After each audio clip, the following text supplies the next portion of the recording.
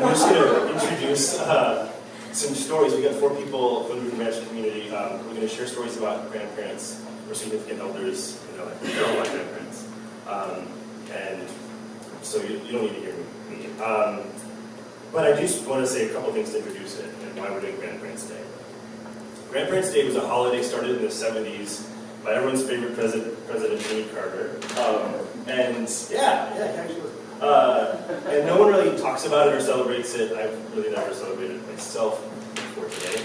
But I was thinking, so 2 things. One, I have a friend who's an organizer, a national organizer for this amazing organization called Caring Across Generations.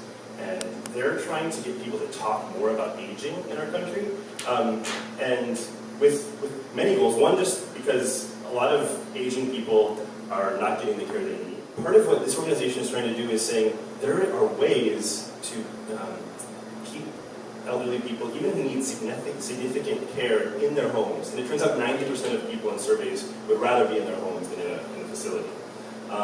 The problem is that to do that well, to do it equitably, we need to have a good system in place that trains and compensates the caregivers really well.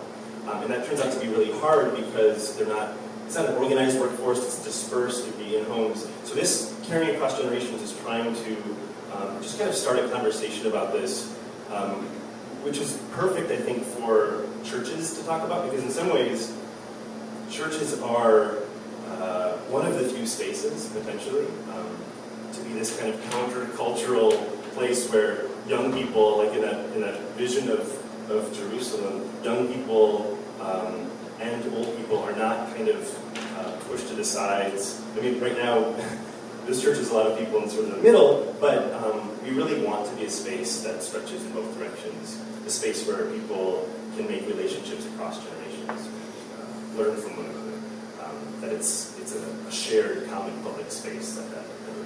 The other thing is church is subversive and countercultural. I'm trying to make it really cool because, in some ways, because it does listen to the old stuff, like the passage from Marilyn Robinson said. There is, my process of getting into Christianity has been weird because I'm constantly faced with things that don't make any sense to me, and it's been a process of trusting that, not trusting in faith in a way of giving up my intellect or giving up my questions or my mind, but sort of waiting a little bit. Like the teacher, the image of the teacher. Read poetry. You may not like it right now, but wait, read it again. And I think that's so beautiful. And I think if we do that, that's sort of another way of paying respect to our elders around the campfire. Even if it makes us kind of restless and we get bored at times, I think there's something there, a potential for real change.